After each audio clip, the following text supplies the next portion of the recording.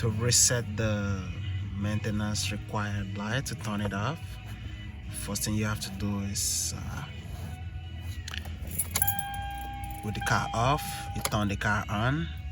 Don't start the car, just turn it on. See this button here, you press it down to change the odometer reading to trip A. So you'll see a change here once I've pressed this. See, now it's at trip A. So what you want to do now is turn the car off.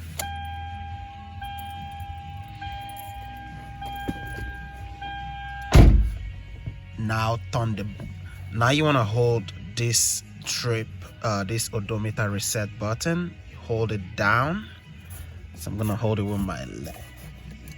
Hold it down, then turn the car back on. Let it stay. Now turn the car off,